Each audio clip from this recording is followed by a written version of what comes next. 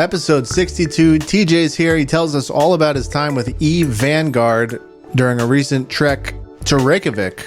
Other than that, it's all GTA today. We play a game where I test the folks and see if they know when certain GTA staple features launched in the franchise. That's a competitive battle. I wonder who's going to win. Over in Storytime, we have, of course, the GTA 6 trailer highlights, a new Destiny 2 expansion, Gears of War Reloaded headed to PlayStation, and the new PlayStation Studios studio, teamLFG. TJ is displeased with the acronym's actual meaning. We have a preview for Vanguard, as mentioned, before we dive into our reviews, including Elder Scrolls 4 Oblivion Remastered and Tempest Rising. We wrap things up with some industry news covering GameStop Canada acquisition, Electronic Arts earnings, AMD earnings, and that's about it for today's show. Thank you for being here. Time to kick it off. Here we go. We were up by 7 points with 1 minute left. Yeah. Like, that's an all-time collapse there. Not to mention, like, Donovan Mitchell carried that donkey of a team on his back all game, too.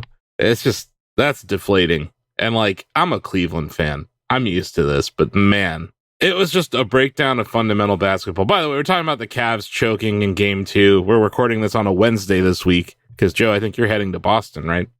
I am, in the morning, yep. Nice. But yeah, I caught the highlights on Halliburton is your Reggie Miller. Yeah, except Reggie Miller did that, he came back 7 points in like 30 seconds? Yeah, it was definitely worse with Miller. I think it was 8 points. 8 points in 30 seconds, and he did the choke out sign to Spike. But, I'll say this about the Cavs fans in the arena.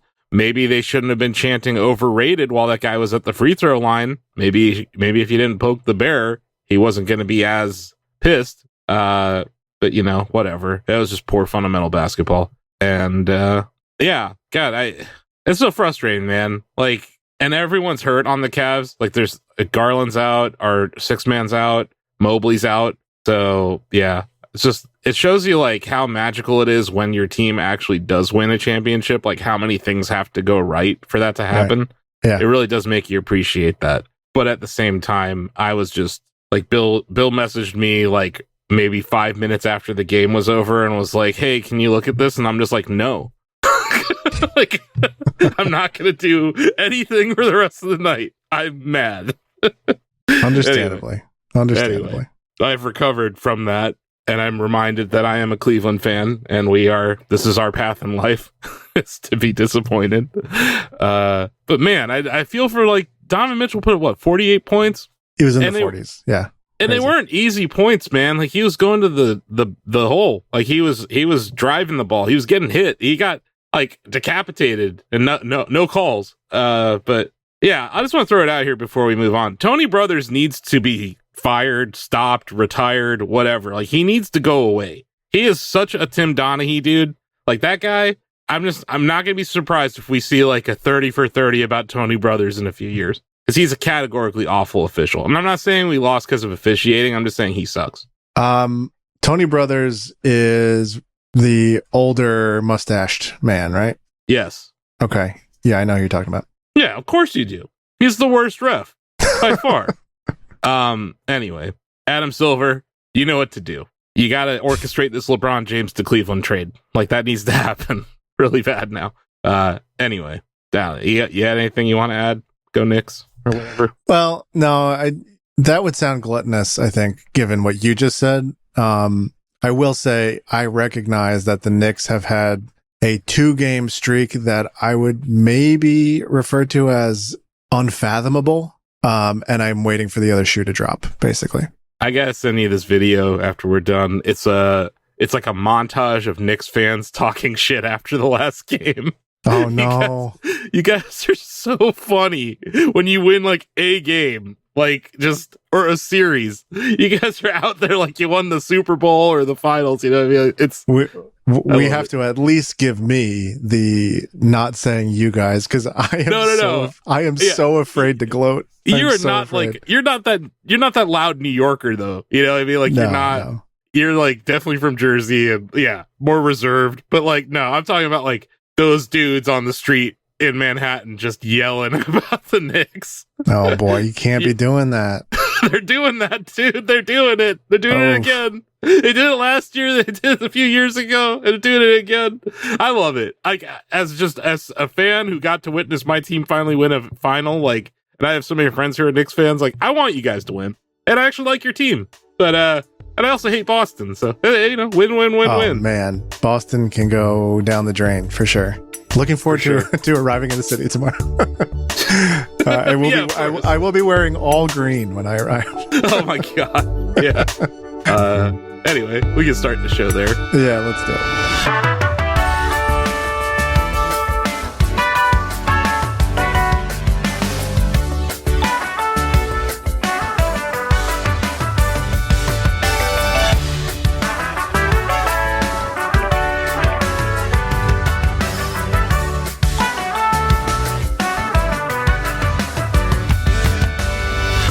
It's Shack Together in America on the internet. If this is your first time joining us, where you been? Shack Together is a Shack News video game podcast featuring myself, your host, Asif, CEO, editor-in-chief, EIEIO at Shack News. You guys know what EIEIO stands for?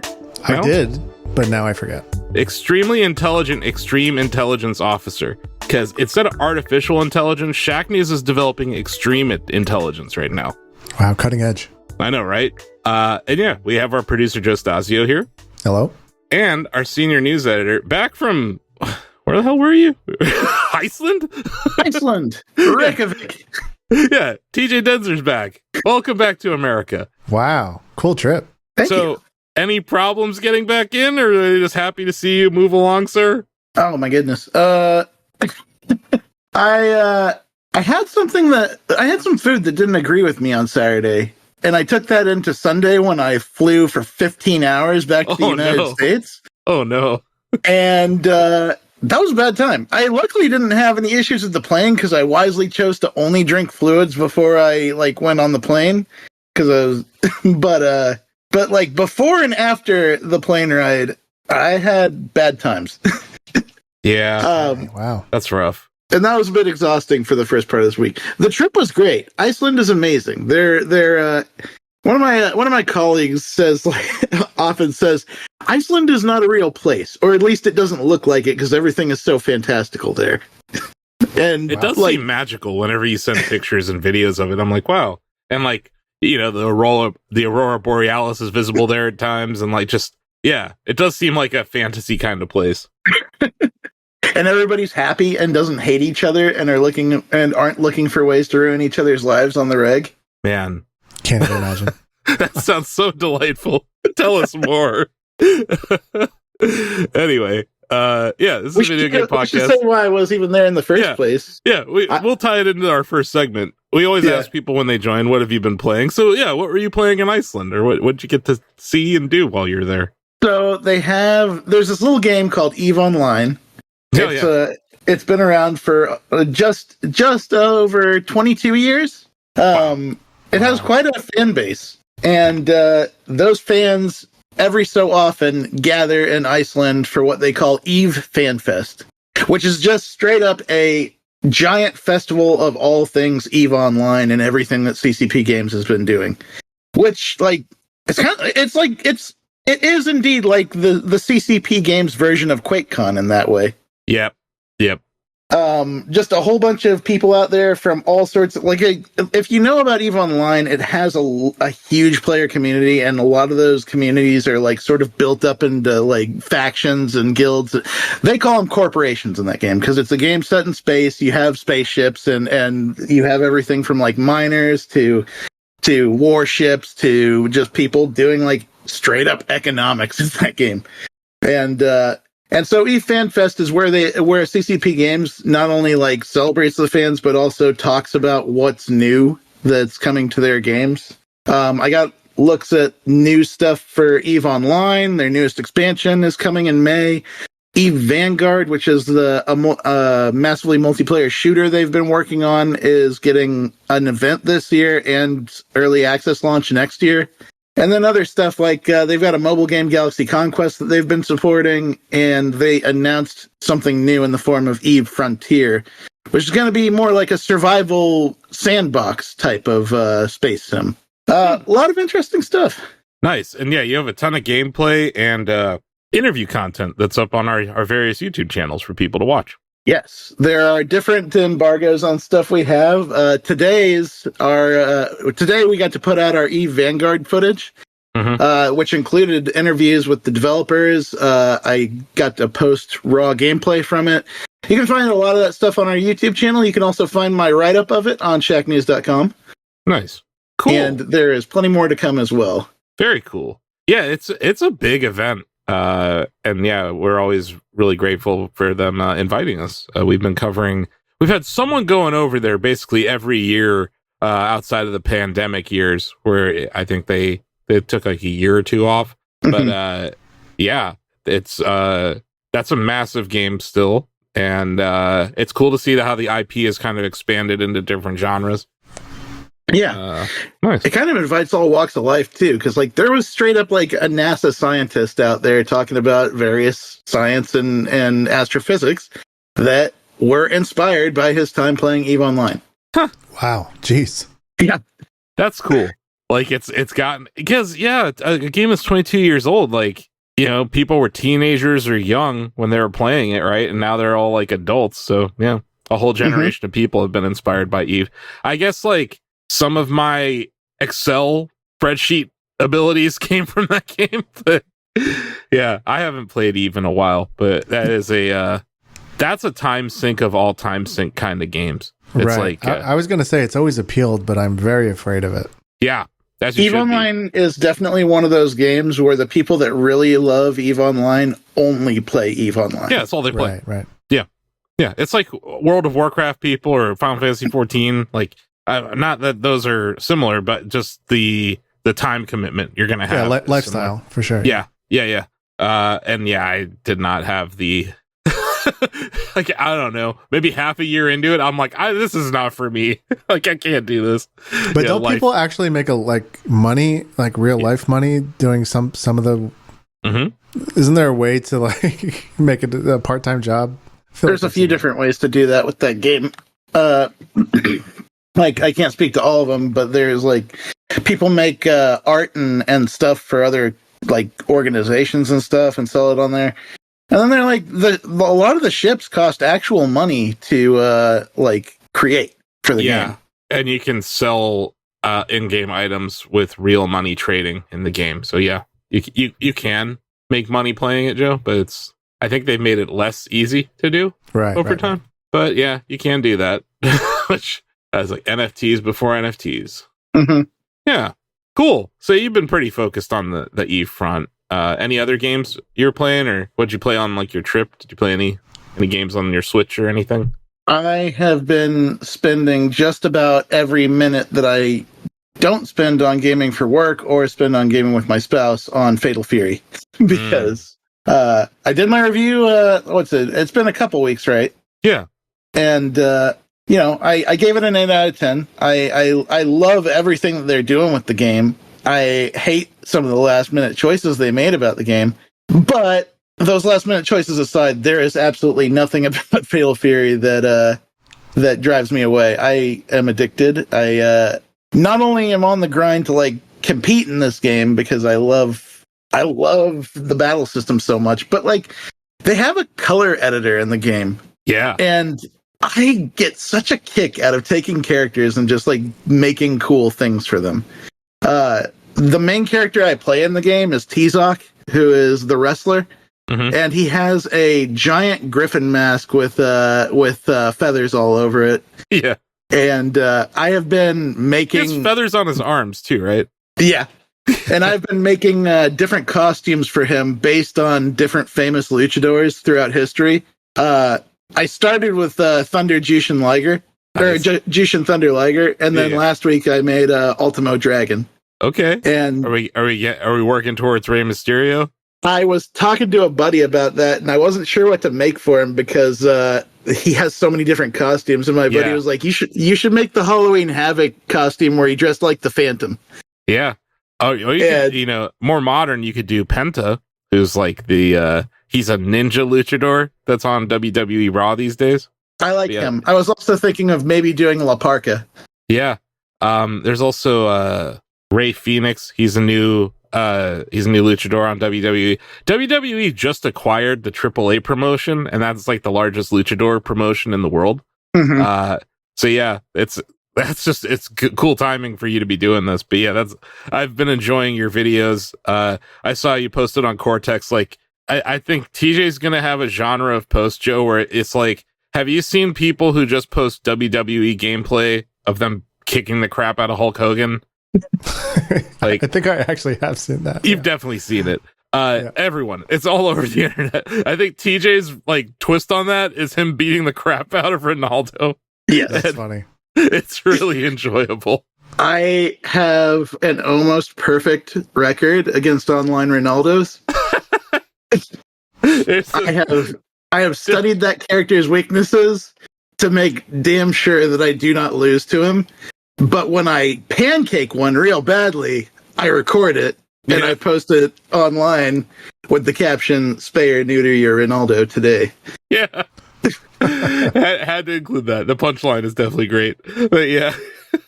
I look forward to it. So, TJ, are you playing, because you're playing Fatal Fury City of the Wolves more, is it safe to assume you're not playing Guilty Gear Strive as much? I have put Guilty Gear Strive, unfortunately, on the back burner. Wow. Season 4 is a bad time in that game. Yeah. They did some balance changes that are just not fun. They made a couple characters way too strong and other characters just weirdly weak. I don't want to. How old is that game? Is it like 4 years old now, or? It's 4 years old. It came out in I think the first release was 2021. That sounds right. I'm almost certain it was. Yeah, you're right. Mm-hmm. So yeah, it's been going strong for quite a while, but like a lot of people just aren't fans of this latest season, and I kind of join them in that. It's a trap that some Arxis games find themselves in. Like I remember Dragon Ball Fighters, like 3 years in, it had an update that had a similar effect on the community. So I think it's a challenge that every fighting game has when you have to do these balance patches forever. Like there's, whenever you nerf like a beloved character or whatever, people get pissed, and then I think the concern is like the meta just becomes boring, or like less creative than when it was launched. Yeah, because like you can argue on old games that can't be patched. Like there's, in many cases, they're solved games. Like Marvel vs. Capcom 2 is a solved game where there are like 3 to 5 characters that are actually like top tier viable compared to the rest of the cast. I think Melee is another one of those, right? Like where it's the like Smash Melee, like the Fox, top, right? It's Fox. It's Fox. It's sometimes Marth. Right, and then like I know for a fact that Brawl was definitely a solved game because Meta Knight was like a menace in that. Oh yeah, but like Melee, it depends like who's the it player, right? Like when Manga was destroying, it was definitely Fox, but also like when at the rise of HBox saw Jigglypuff, and then we've seen multiple Marths throughout history, right? Like Mewtwo King as well as Zane currently. But yeah, like it's those, it boils down to like 3 or 4 characters. I think the worst example of that was Smash for Wii U, which literally boiled down to just Bayonetta and Diddy Kong. Mm-hmm. And it was like, you have all these freaking characters in the game. All the pros were just playing. I was at EVO the year that there was it was 3 Bayonettas and 1 Diddy Kong in the round of 4. And it was an all Bayonetta grand final. And everyone walked out. Like it was it was weird. So yeah, like I remember that. Definitely like there's different levels of this, but I'm just happy that there's like a new game for you to jump into as like the meta for your favorite game kind of wanes. Absolutely. And it's active right now. So like an active Fatal Fury game in 2025. Thank you. Wild. It's like been 20 years. So yeah, that's cool. Awesome. So were you playing that while you were overseas, or like no, I put it on a break while I was doing the Eve Fan Fest stuff, just because I was mostly focused up on the work, but also like we were doing a lot of stuff outside of Fan Fest as well, so there was not a lot of downtime. Okay, that makes sense. And you don't have a Steam Deck? I don't. Yeah, it's not the end of the world, but to Joe it would be. Maybe not for long. So, Joe. Yeah. I see you've been playing video games. I have. I'm back on. Okay. Let's talk about Clair Obscur Expedition 33. When I saw this and I read the review, I was like, this is a Joe game. So, Joe, is it a Joe game? Yeah, it's definitely a Joe game. This is Final Fantasy in all but name. It's French. It's French Final Fantasy. Yes, it's Frenchal fantasy. It's quite good. I would say that I'm not like, and I mean this as no, this isn't I'm not disparaging the game. I would say that I'm not like completely obsessed or anything. And given the review scores, and the sort of the public reception, I'm interested to see like maybe if I will feel that way, soon or something. But I do really like it. But what is it? The Metacritic user score is the highest of all time. I think I saw. It's very high. Yes. Yeah. Yeah. So I'm going to stick with it. It's quite good. It's been a nice GPU break-in on this computer I built. Oh, so the computer is functioning. It's functioning. I'm using it. It's a delight. Wow. Okay, well, that's exciting in itself. How did the build process go? Smoothly? Shockingly smooth. Here's the question. Here's the question. Yeah. Did the desktop post? Did it boot the first time you turned it on? Yes. That's a huge win, Joe. That's like you're a pro gamer now, dude. Congratulations. What's more of a common experience? Like something's not wired correctly? Someone forgets like one of the many weird cables that you need to plug in. Like it could be something as simple as not having the power for the button that pushes your power button, not having it plugged into the right USB thing or the right motherboard area. It could be, there's so many little things you have to do correctly, right? Where if one thing doesn't work, it won't be a catastrophic failure, but it just won't post. So like that's always the exciting thing is like when you finish the build and you hit the button and it just works, it's always like you won. It's like winning the game in my opinion. Yeah. It was nice. I thankfully didn't have any anything scary happen, with the exception of last night. I was playing Clair Obscur and all of a sudden I start hearing and I think, oh God. That's terrifying.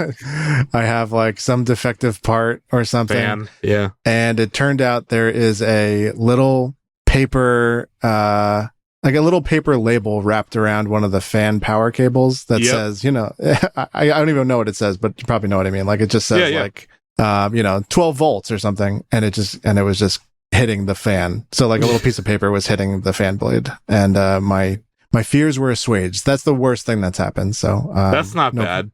No complaints. And do you have the dual boot thing set up yet? So here's what's happened. Thanks for asking. I successfully dual booted, except when I installed Bazite, which is the Linux build I was using, as Valve has not put out something that is public facing enough for my comfort level. Like you can grab a Steam Deck image. Yeah. But then like I'll probably have like driver issues if I do that. But Bazite is like an open source, like for this purpose kind of Linux build. So I went with that. And when I installed it, I overwrote Windows. So like it wrote over both drives. And then I was like, all right, I'm not going to do this yet. I need to research more. So I put Windows back on and did not put Bazite back on. Okay. Cause I got scared. So no. Okay. I'm in Windowsville. I did try. Yeah. Okay, so you're in Windowsville. You have this new shiny PC with the nice CPU and GPU and all the solid state a guy could dream of. You played your Clair Obscur Expedition 33, but you're also playing GTA 4?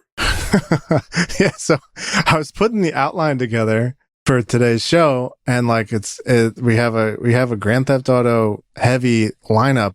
Sure. On today's outline. As we should.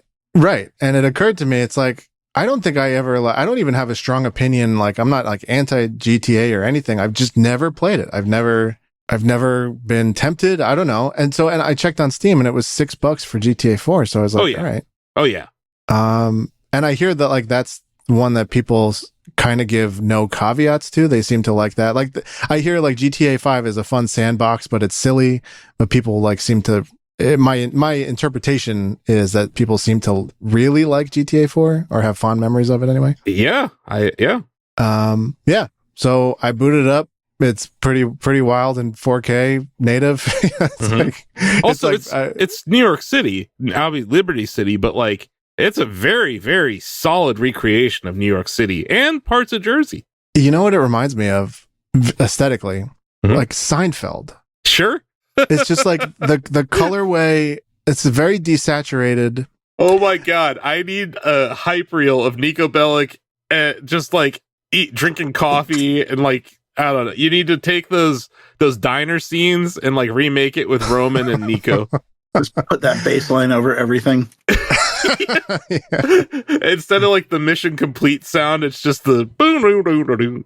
Yeah, awesome. like that's as far as my, like, I don't think I can back that up with any like, it's just a feeling. Sure. But yeah, I love that game. I fucking love that game, man. It's great. Yeah. There's only one mission that I hate.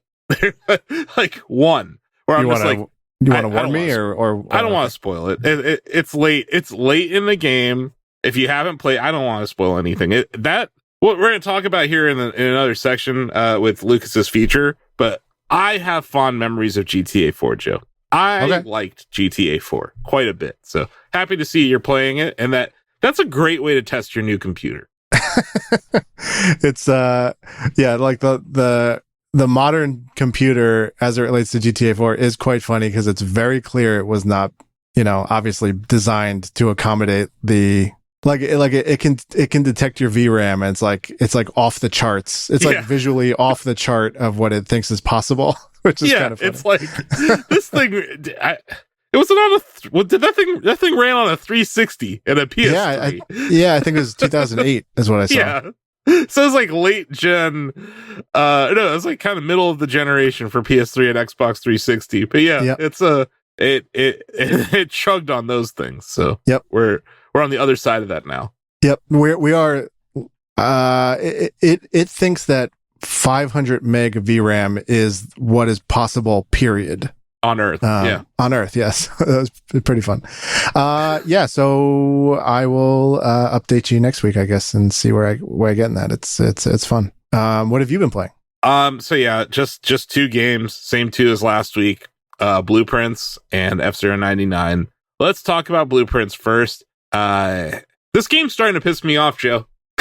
Okay, it's happening. I had a good run. I was close to that room at the top, and I was like one space away. I had no more keys left or anything. I had no more coins left. So of course, that game dead ends me into the frickin' locksmith. Yep. So that was frustrating as hell. That was last night. I reached a level rank of 7 that day. I took 45 steps. And I what was it? 26 total rooms. I did screw up in the beginning, like the bottom left corner I had missed. So like, I was going to ask you, if I miss like one of these squares, is that a fail condition? Like instantly? What an interesting question. Your question presumes that you were told to fill up every room.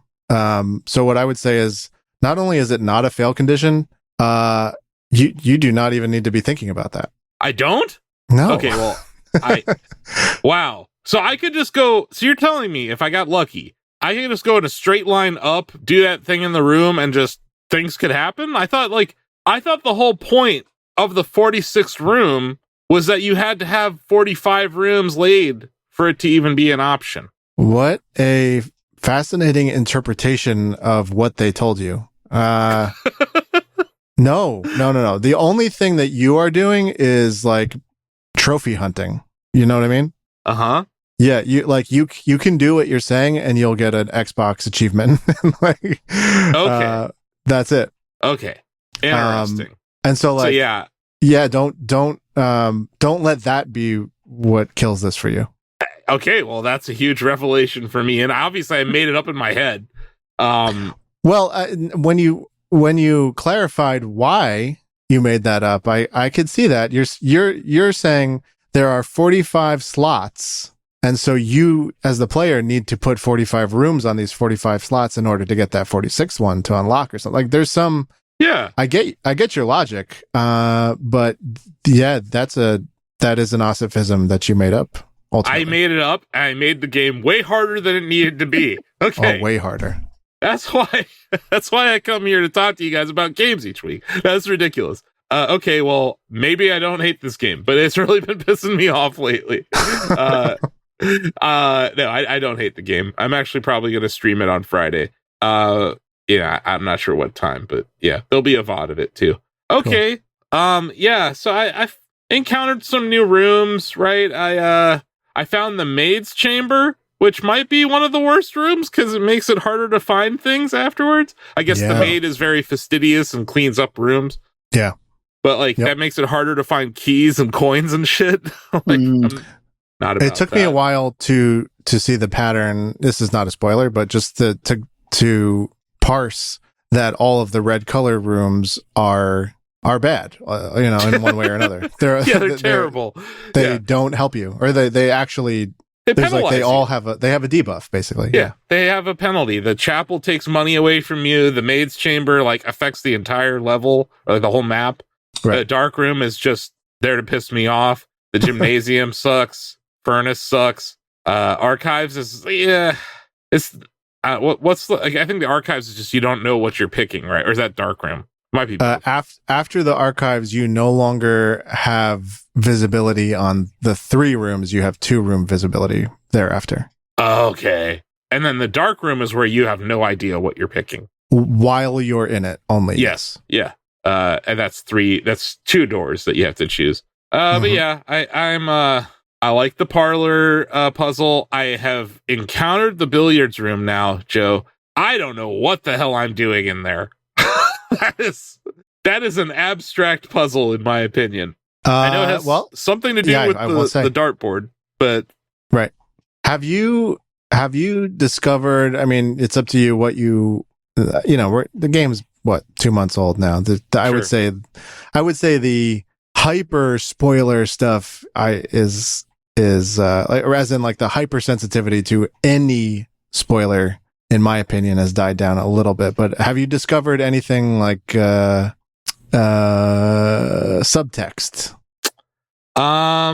Like I saw, like I was in a bedroom and I saw a note from a lady talking about the billiards room puzzle. I was like, one run I found, I can't remember where I was, but it was a code to the safe. And then like another run, I found the room with the safe in it. And of course I had forgotten the code.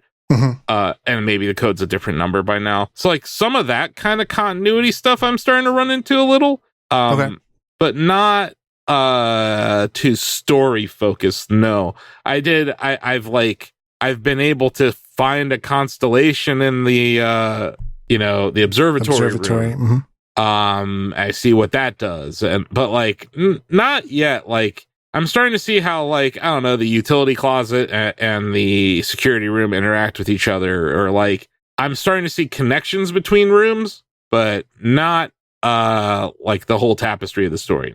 Right. Okay. Yeah, well said. I would say, like I mentioned last week, the security room was the first time where I was like, oh, there's like, okay, things get interesting in some of these rooms. So now I haven't had anything like that since. How many days have you spent? I want to say that I'm going into day 9. Okay.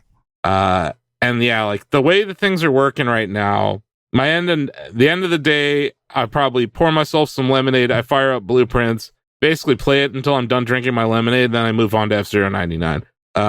So there have been times where like I get super pissed at blueprints and I'm like, okay, I'm going to go play F-099. So that happened 2 nights ago where I had a really rough run in blueprints. I said, screw this. The lemonade was starting to hit me. I said, well, you know what? I'm going to play some F-099.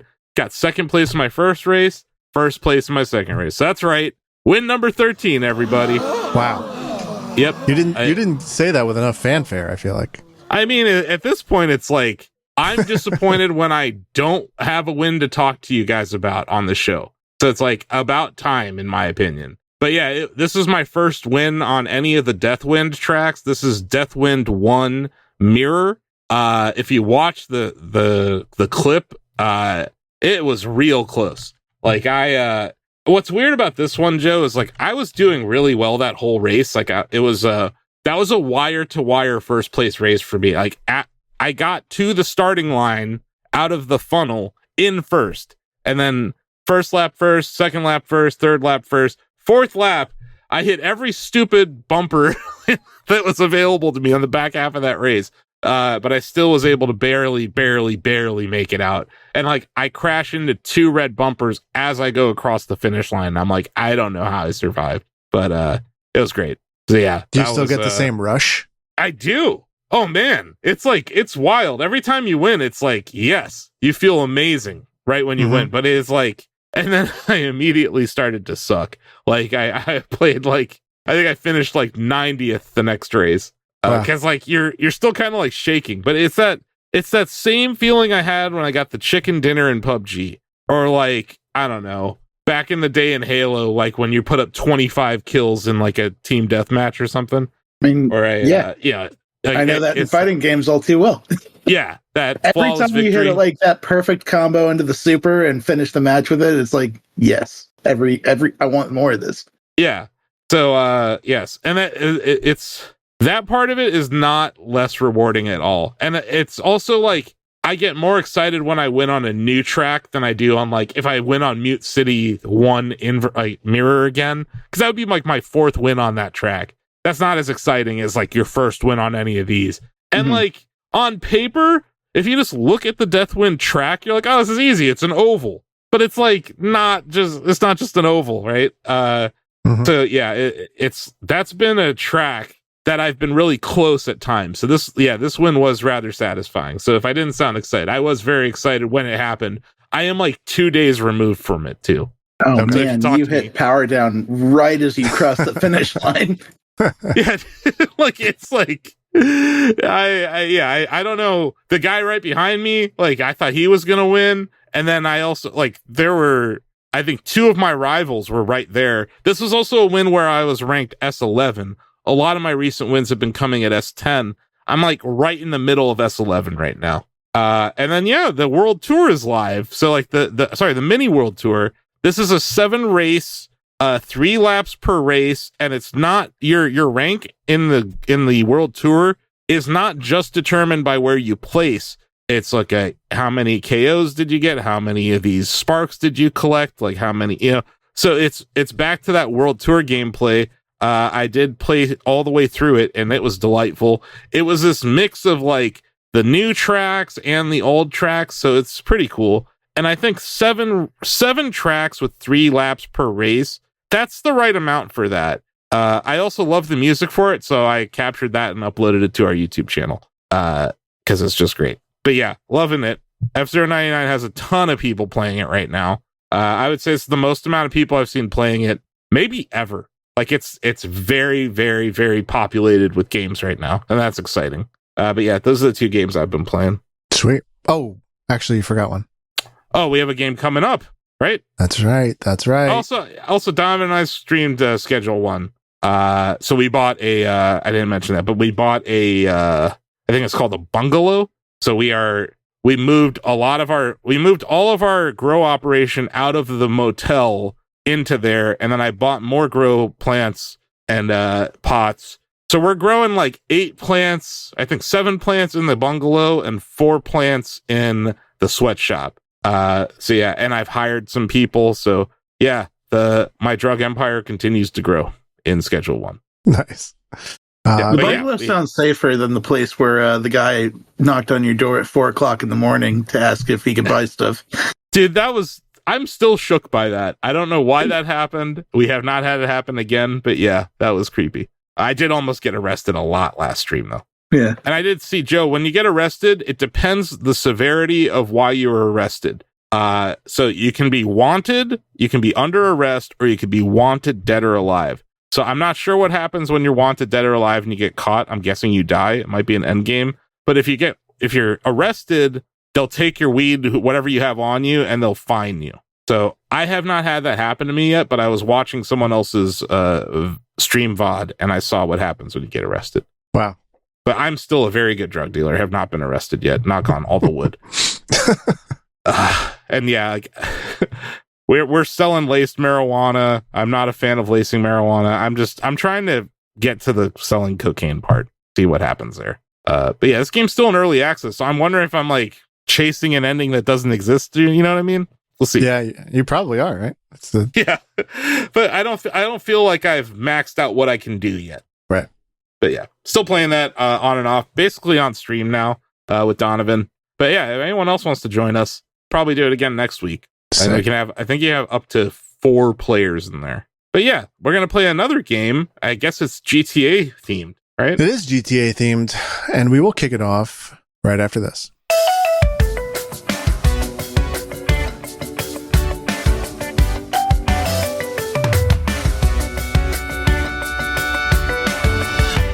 You have arrived at GTA Witch. No, not like Salem, but like Liberty City, etc. GTA Witch, ? Is a game where I am going to give, one at a time, I'm going to give each of you a question, and the only possible answers that you can give to me are the title of a Grand Theft Auto game. So the only possible responses are the title of a Grand Theft Auto game. No other possible responses. I have a number. We'll see how long this takes. I might cut us off early because I made quite a few. But let's kick it off with Asif. Asif, your first question is, which was the first GTA game to feature a fully 3D open world with a third-person camera? GTA 3. Correct. TJ, which was the first GTA game to allow players to switch between 3 protagonists during gameplay?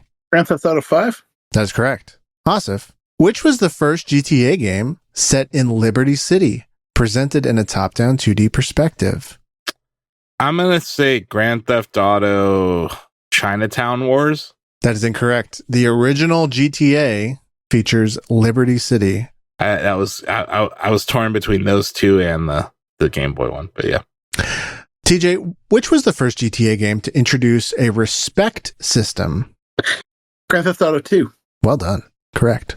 Asif, which was the first GTA game to use an in-game mobile phone for missions and comms? GTA 4. That is correct. Prior to 4, it was all payphones, as I understand it.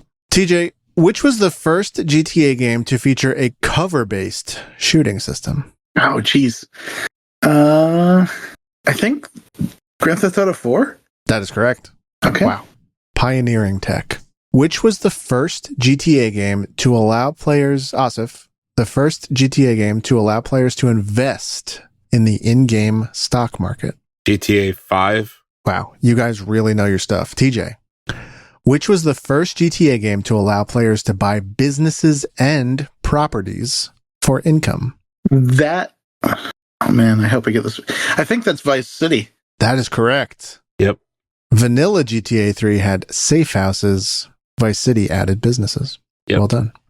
Asif, which was the first GTA game to let players swim and dive underwater? San Andreas? Well done. You guys really know this. Yes, prior to that, you would instantly drown. Yeah. TJ, which was the first GTA game to launch with a major online multiplayer mode? Ooh, I think that's GTA 5 again, isn't it? Oh no! I'm going to have to not give you the point. GTA 4 had a robust online multiplayer mode. It barely worked, but it did launch with it. I don't remember it at all. Yeah, it was decent, but man, buggy as hell at launch, but it did have an online component. Asif, which was the first GTA game to feature a 6-star wanted level? 6 stars. Huh. I want to say Vice City. Incorrect. GTA 3 Vanilla had the 6-star system. Okay. TJ, which was the first GTA game to feature radio stations with fictional DJs? Grand Theft Auto 3. Correct. Yeah. What a pioneering piece of software number 3 was. It truly was. Yeah. It was a system seller too. There's if you look at the Shack Together artwork for this week, there's a screenshot of GTA 3. I think 3. It might be San Andreas for all I know, but it's that era. There's a screenshot I used, and I got a flood of nostalgia because it's like something I've seen 100 times in like PC Gamer magazine or something 20 years ago. Mm-hmm. So check that out. Yeah, I'm sure I'm not alone there. Asif, which was the first GTA game to let the player ride bikes? San Andreas. Yes, very good. Very good. TJ, which was the first GTA game to include RPG-like character stats, like stamina, muscle, and fat? That was definitely San Andreas again. Yeah. Yes.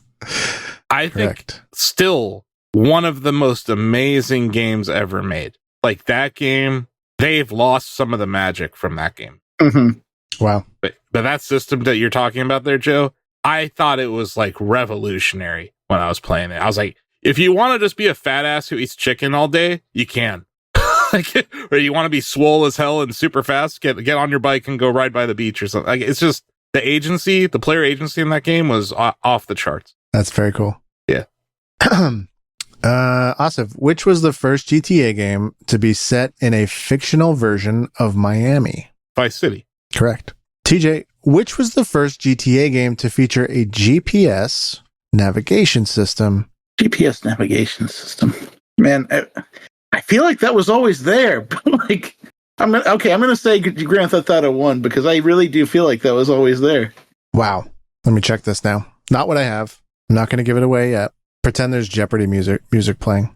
It's like, it always had like a map quest looking thing to it, but I'm not sure if that's what he's asking for, or if it's like turn by turn instructions. Oh, yeah, no, You know I what was I mean? thinking of like a waypoint system, I guess, for the GPS.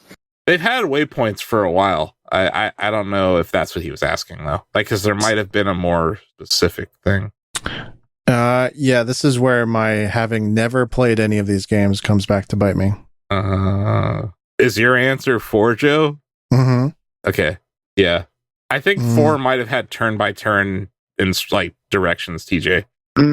But I agree with you. It's kind of confusing because like there've been waypoints forever. Yeah, you always had at least the mini map up in the corner with like the means with waypoints to wherever you needed to go next.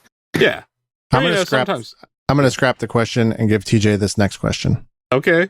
TJ, which was the first GTA game where you could use a taxi service to instantly travel to destinations? Was that GTA 4? Yes, it was. Back on the board. Asif, which was the first GTA game to feature destructible environments, such as breaking a shop's window or blowing up a vehicle? Blowing up a GTA 3? That's right. That's right. Yeah. Once again, TJ, revolutionary game. Yeah, unbelievable. TJ, which was the first GTA game to feature a dynamic first-person mode? That... I will clarify the question. I have extra language here. Which was the first GTA game to feature a dynamic first-person mode, which was officially added by Rockstar? I'm going to say Grand Theft Auto 3. I have 5. Yeah, it's 5. Huh.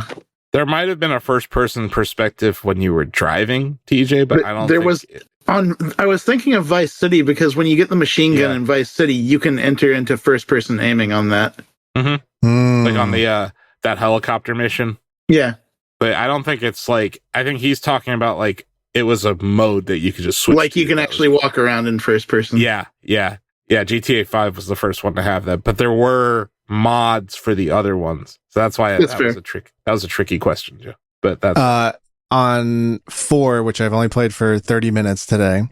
You can, while you're driving, you can enter a different view. I would not call it. It's not like a Forza view. There's no like hands on the steering wheel. No, it's just like a car hood, basically. Yeah, and it's the field of view is not great. It's not. Yeah, I would not. I don't see myself using that. Asif, here we go.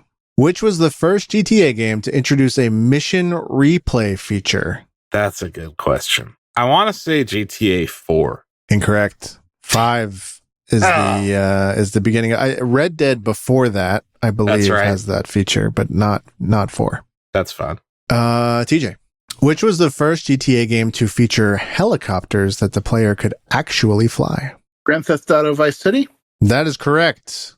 Vanilla features helicopters which you could observe and be shot by, but not control. Mm-hmm.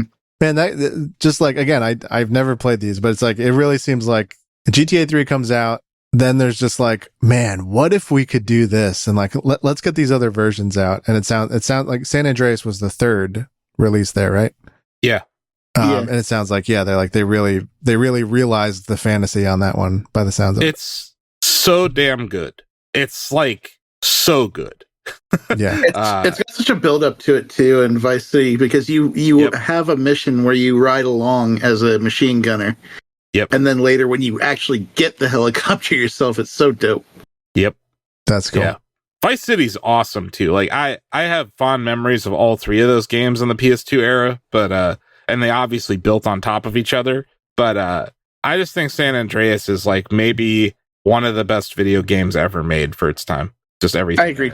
Vice City is probably my favorite of that era, just because I have a huge weakness for any vaporwave Miami Vice type stuff. Oh, and like, yeah, we'll talk about it in story time, but I thought the story in Vice City was actually pretty fun. But yeah. It was basically Scarface. Mm-hmm. Nice. Asif, you're up. You have 2 questions remaining. Oh boy. Which was the first GTA game to feature an in-game gym where players could work out to improve physical stats? San Andreas. Mm-hmm. Yep. TJ, which was the first GTA game to feature a full day-night cycle with time affecting in-game events and missions? I'm going to say Grand Theft Auto 3 because that feels like it should have been there. You are correct. Wow. Yep. I knew it was in Vice City, but I feel like it had to be in GTA 3. I think it was better implemented in Vice City because like there was things you had to do at the nightclub at a certain time. But yeah, it was in GTA 3. Asif, your final question. Oh boy. Which was the first GTA game to allow the player to climb and scale fences or walls as part of the movement system? Climb and scale walls? Fences or walls is the language I have here. Thinking it's not the PS2 era. I'm going to say GTA 4. Unfortunately, San Andreas introduced climbing and vaulting. Of course it did. That's the word. Vaulting. Because, yeah, cover. Yeah, okay. That's fine. I might have just lost. We'll see. TJ, which was the first GTA game to include a working casino where players could gamble? Oh my god. I'm going to go ahead and say... I'm going to say Grand Theft Auto 4. Incorrect. No. San Andreas. Oh, yeah, what a pioneering piece of software. San Andreas is the... I'm telling you, man. Is the king, it seems. It's just such a realization of all that effort they made with GTA 3 and Vice City. Like San Andreas, I would say I know that technically 4 and 5 and 6 are going to be, they're stand way above it, but like for its time, San Andreas, like, I don't know. You don't get games like that very often. San Andreas is where they like really made the stuff that you do that's not doing the main story fun, not feel like arcadey, not part of the world things. Yeah. Like, because that's the way it was in Grand Theft Auto 3 and Vice City, where it was, the side tasks were very arcadey and just weird. Mm-hmm. And San Andreas actually made them feel like part of the action, like the working out, like they felt like in GTA 3 and Vice City, they felt like Shenmue side missions. And then by San Andreas, it was like, let's play tennis, let's golf, let's ride a bike. Like, it was all organic. Or like, let's go to Cluckenbill and get fat. Like, it was all organic. Even I think you got better at racing in it or driving. Like, wasn't there like a spec, like a RPG stat for that? I don't know. It's different. Do the newer games have stats like that? No. Yeah, they don't. And that's lame. Interesting. Yeah, they haven't used that fat skinny system since San Andreas, which is weird given how much people liked that.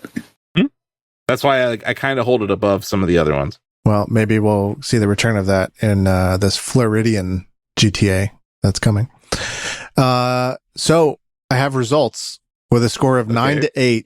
TJ Denzer takes it. Wow. That's back-to-back weeks, Joe, that I've lost by 1. Yeah. And then in between these two episodes, the heartbreak of that Cavs game, like, come on. Are you trying to kill me? I deserve this one. I was on a losing streak. No, for real. That and good game, TJ. You know your GTA well. Yeah, we both know our GTA very well. I don't know if you can tell, Joe. I was not expecting such high scores. Sincerely, I was impressed with your knowledge. I love Rockstar Games, but I especially love the GTA franchise. I've beaten every single one of them, and I've bought GTA 5 on far too many platforms. I think it's five platforms. Yeah, GTA everywhere. Good game. we have, of course, our storytime segment coming up. So, Asif, take it away. Yeah, we'll be right back with story time, so stay tuned.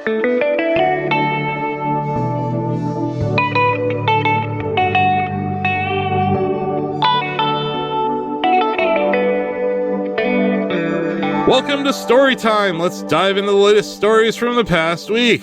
We're starting with Newsa. It's a trademarked news palooza coined by Shaq Newsa. Hey guys, did you see that GTA 6 trailer number 2 dropped this week? Oh, yeah. Yep. So we got a good look at what appears to be a love story between Jason and Lucia. And we saw them mainly in Vice City in the trailer, right? That was not... They didn't show anything else in the trailer, but they did say that it's not just going to be in Vice City. But yeah, this is Florida Man, the game. We knew that last time. I think the last trailer kind of really leaned into the Florida. This one was more kind of setting up different characters. We saw this. There's like a record label owner. There's a rapper. There's obviously some dancers. I want to point out something that happened to me on TikTok yesterday. So this game looks really realistic, guys, right? Yep. Like this is like the best graphics we've ever seen in any video game. Yep. And that applies to the ass. The asses look real in this.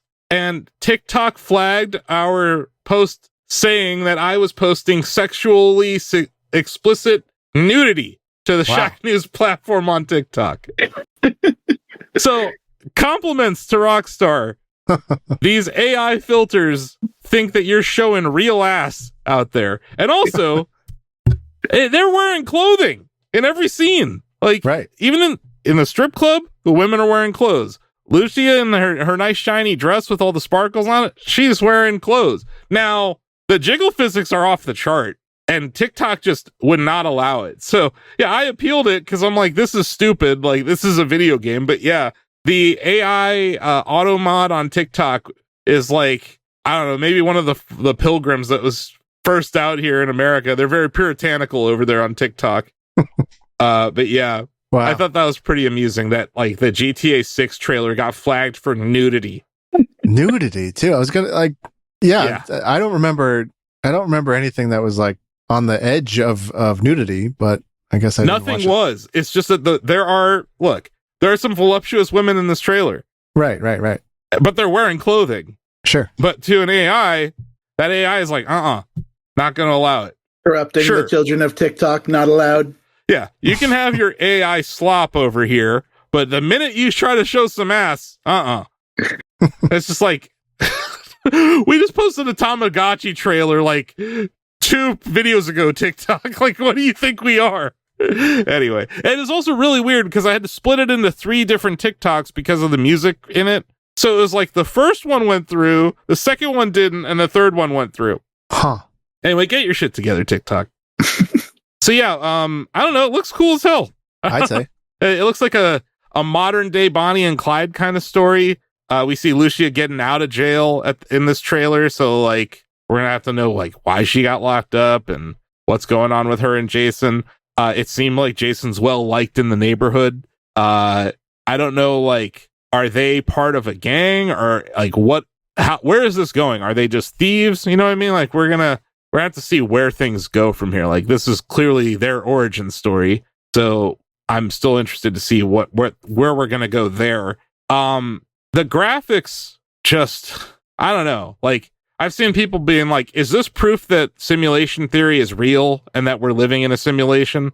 I don't know about that, but it's just, I'm always so impressed by the engines and like the attention to detail that Rockstar gives the environments that they create. So like you'll notice that in GTA 4, Joe, like when you go to Queens, I don't know what they call it in GTA 4, but like when you go to Queens, like it's wild. It looks like just like Queens, you know. They go like what they did with San Andreas in GTA 5, where they try to recreate various parts of LA 1-to-1. I think they're going to do more of that in this version, this GTA 6, than they were able to do in Vice City back in the day. And I thought they did a great job with Vice City, but like we're talking years later and all these best practices later that I think we're going to see I think Vice City, or whatever they're going to call this world, I think it's going to be the most impressive open world game ever made. And that's kind of the bar that they've set as a studio. Right after we recorded, or the day after we recorded last week's episode, Joe, GTA 6 got delayed to May 26, 2026. So that's right. Yep. that was the news that happened late last week, and I think it makes sense now that they announced it last week ahead of the trailer, because that would have been like a wet fart trailer if you had a trailer to announce a delay. Yeah. But I think they handled this pretty well. No idea on how much it's going to cost yet. But yeah, it's I think it looks good. I don't know. TJ, you have anything you want to add? I agree. You know, as the you know, resident, I guess, noob, GTA noob, it just strikes me as like it's Red Deadified. And what I liked about Red Dead was that it didn't seem so silly. And I think if anything kept me away from GTA over the years, it was just my impression that it was kind of a chaos simulator that I wouldn't be able to relate to. I admit that I don't know if that's true or not, having not played it, but it just came off that way. And so seeing this trailer and obviously playing through Red Dead, like, it just has me thinking, like, Red Dead 2 in particular, has me thinking like, oh, this is going to be some like really poignant story that's incredibly well written and incredibly well told. And, you know, definitely going to show up for that. And I'll say too, the last thing I'll say about this is when GTA 6 is first announced a year and a half ago or whatever it was, I didn't think twice about it. I just didn't think it was for me. And now that the, you know, the fidelity of the story and the nuance of the story is a little bit on display here with a trailer like this, I'm super intrigued. So this feature that Lucas wrote must have resonated with you. Yesterday, Lucas wrote this feature for us at Shack News. Said, I don't play Grand Theft Auto, but GTA 6's story pitch has my attention. And he was talking about how the story of Jason and Lucia also resonated with him. I think that's probably true, that they learned from the success of Red Dead 2 and they leaned into the storytelling. I would say that emergent gameplay has been the story this whole time.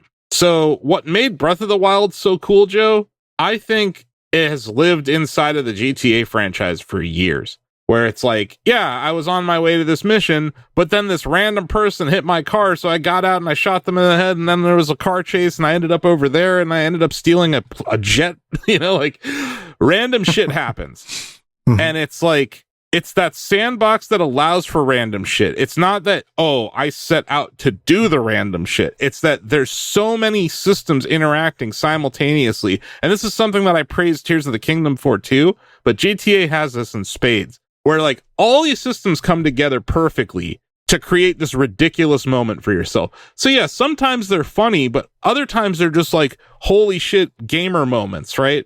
And, or like getting yourself up to a 5-star wanted level and then trying to get out of it. Or like different missions. Like I don't want to spoil it, but I think it's GTA 4 and it's just a song. But there's like, you get into, you had to ditch your car in this mission, you get into another car, and when you get into the car, you know, whenever you steal a car in a Grand Theft Auto game, it's the radio station of the person who was driving. That's what's playing. So it's like this perfect song for this chase scene that starts in GTA 4. There's those moments like that aren't necessarily traditional storytelling, but they're like, how many years ago did I play that game? And I can still remember that moment. Right. So it's like, there's gameplay moments that inform storytelling that I think people who don't play these games can easily write that off. But at the same time, like, I liked the story in GTA 4. It's not the most complex story, but I liked it. And I don't think these have to be super complex stories. Like, I'm a person who likes Doom. I'm a person who likes Mario. Mario's story is never that complex, right? But it ends up being, Odyssey is a good example of what I'm talking about, where a set of really complex systems allow for cool gameplay scenarios that lead to funny stories about the game.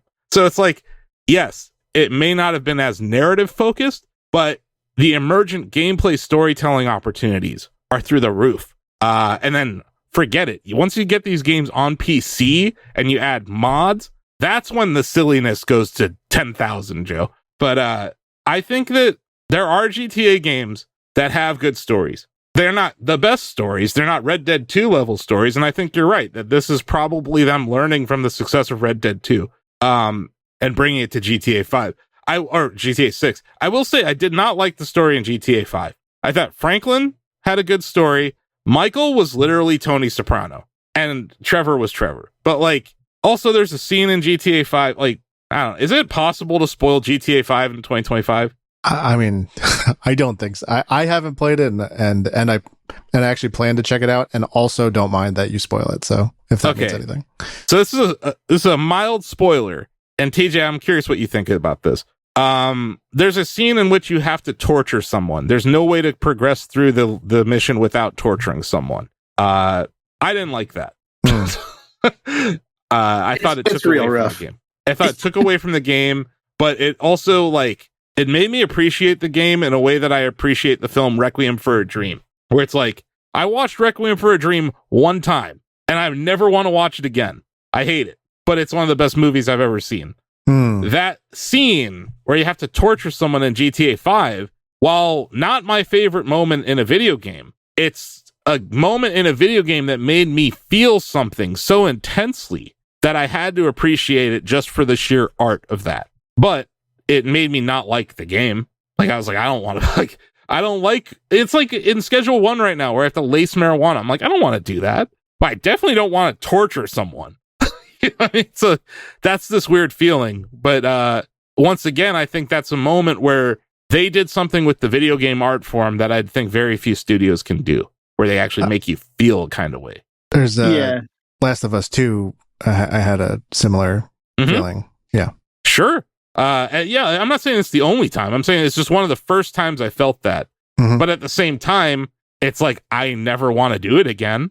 Sure. Whereas, like, I would sit down and play through GTA 4 again. I would sit down and play through San Andreas again, or Vice City, or 3, or even 2 and 1. But 5, I'm good, and it's mainly that reason. So, wow. If it's they take out that stuff and they put in things that are better and like more interesting, yeah, I'm very intrigued to see where this goes from here. That is also like anything particular that feels like such a part of Trevor as a package. And what I mean by that is like Trevor is horrible. He's a bad person. And almost everything related to Trevor is horrible. Yeah. And that's like the peak of horrible Trevor. It's just I guess to a certain extent I don't want to play that scene again. You're correct. But as far as the context of the game, that is Trevor.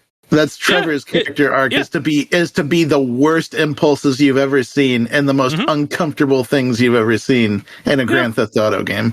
Yeah, no, and I don't think it felt out of place at all. It's just it made me feel something, and I had never really felt in a video game, and that was interesting. Like, for lack of better words, Joe, we are literally talking about torture QTE. Yep. Yeah, and it's uncomfortable, and it's visceral, and it's violent, and it's the audio design is excellent. You know what I mean? Like, they have that polish, right? It's that Rockstar polish applied to something horrific, and you're just like, Whereas, there's another mission where I don't want to spoil it. There, you know, was it Life Defender? I can't remember what the fake Facebook is in that universe, but there's a mission where you basically are tasked with killing a Mark Zuckerberg lookalike. Wow. That felt less terrible than the torture scene. Yeah. But that's what I'm getting at. It's like, you're bad guys. And so I'm not saying you're not going to be bad guys in GTA 6, but at least there seems to be some level of humanity to these two characters. We haven't seen a character like that, so I feel a bit more safe from that. Yeah, because that is very specifically a Trevor thing. Yes, and that was that decision from 4 to 5 that I think made me like 4 more than 5, and makes 4 more replayable than 5. And if you look at the responses to GTA 5-6, it is a very high divide on people who love the heck out of Trevor and people that don't want anything to do with him. Yeah, it's not that I don't hate him at all. It's just I think he's a very important character. But yeah, like I just don't. I preferred Franklin's story the most out of the three of those characters. Yeah. And I just think it's going to be easier to tell a story with a couple, right, than try to weave three narratives. I think that's a very challenging thing they tried to do in 5. Yeah, absolutely. I will say this. I'm so happy. I said it earlier, Vice City was my favorite of that era of GTAs. I'm so happy to see the series go back there, because Vice City to me is a vibe that doesn't happen in the other GTA games. And that vibe is that, like, yes, Los Santos is on a coast, but there's a very different vibe in Miami coast versus West Coast.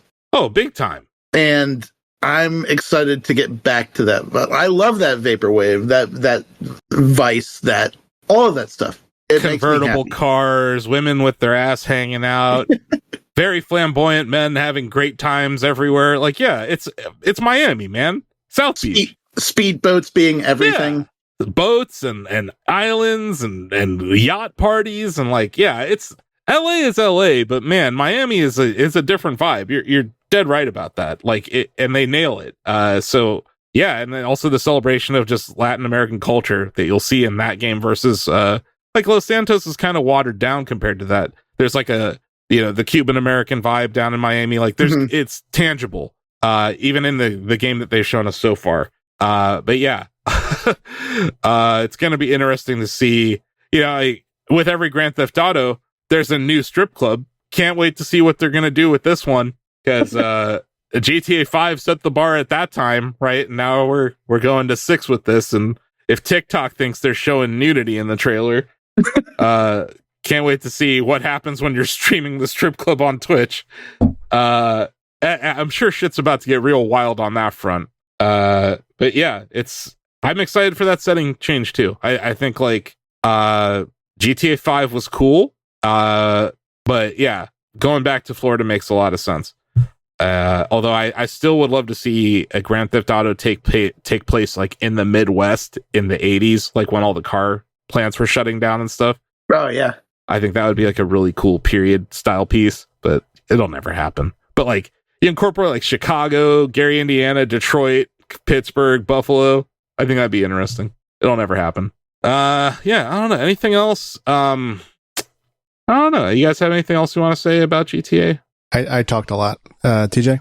I'm really based on what we saw and and what I was talking about. I'm really excited to see what boat driving in this game and speedboats look like. Yeah, or even like jet skis or whatever. But yeah, one thing I'll say, I haven't seen a whole lot of sweet jumps yet, and I'm kind of like, where are the sweet jumps, guys? I'm sure that's there. That's intrinsic to the formula, right? What do you think about the PS5 of it all? Like the fact that they announced that today, that it was captured on a PlayStation 5. They did say it was a mix of gameplay and cutscenes, but yes, it was all running on a PS5, not a PS5 Pro, a PS5. Right. I mean, this thing, if you saw the trailer, it has an Xbox Series S logo. So this thing has to run on the Xbox Series S, Joe. So I think they're like setting expectations, but also at the same time, look how wonderfully optimized this engine is if it can run that well on a PS5, right? Sure. The big question, will this be on Switch 2? And do you mean on day one? Is that the question? No, not on day one. Will it eventually be on Switch 2?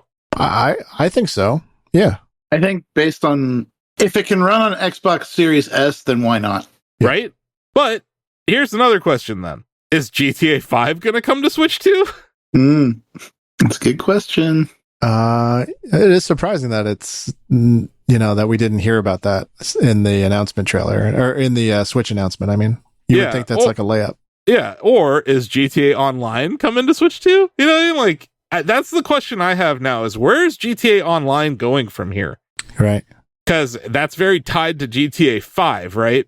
Yep. So it's like, are we going to get like a GTA Online 2?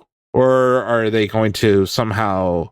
Like, what's about to happen to everyone who has all this time and money invested in GTA Online? Is my question. Like, how do they handle this transition? I think that's very important.